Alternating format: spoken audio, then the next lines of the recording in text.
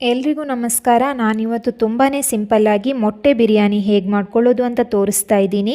ಒಂದ್ಸಲ ಈ ಥರ ಮೊಟ್ಟೆ ಬಿರಿಯಾನಿ ಎಲ್ಲರೂ ಟ್ರೈ ಮಾಡಿ ನೋಡಿ. ಈ ಥರ ಮೊಟ್ಟೆ ಬಿರಿಯಾನಿ ಮಾಡಲಿಕ್ಕೆ ಮೊದಲಿಗೆ ಕುಕ್ಕರ್ಗೆ 2 ಚಮಚ ಎಣ್ಣೆ ಮತ್ತು 2 ಚಮಚ ತುಪ್ಪ ಹಾಕಿ, ಎಣ್ಣೆ ಮತ್ತು ತುಪ್ಪ ಬಿಸಿಯಾದ ಮೇಲೆ ಮಸಾಲ ಸಾಮಾನು ಹಾಕ್ಕೊಳ್ತಾ ಇದ್ದೀನಿ.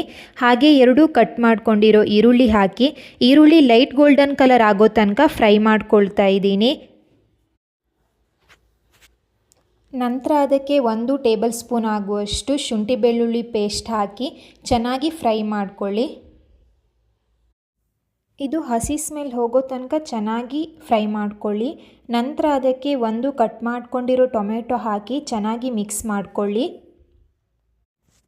ಈ ಟೊಮೆಟೊ ಸ್ಮೂತ್ ಆಗೋ ತನಕ ಅದನ್ನು ಚೆನ್ನಾಗಿ ಫ್ರೈ ಮಾಡ್ಕೊಳ್ಳಿ.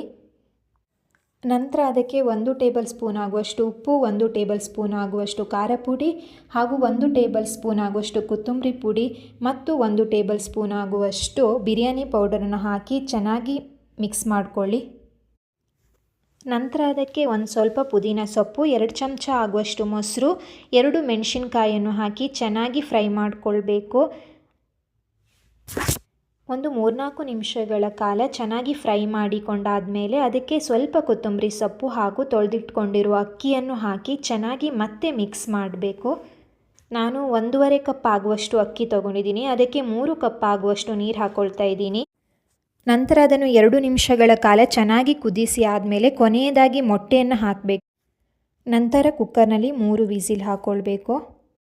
ಕೊನೆಯದಾಗಿ ಮೊಟ್ಟೆ ಬಿರಿಯಾನಿ ಈ ರೀತಿ ರೆಡಿಯಾಗಿದೆ. ತುಂಬ ರುಚಿಯಾಗಿ ಬಂದಿದೆ ಹಾಗೂ ನೀವು ಕೂಡ ಒಂದ್ಸಲ ಮನೆಯಲ್ಲಿ ಟ್ರೈ ಮಾಡಿ ನೋಡಿ.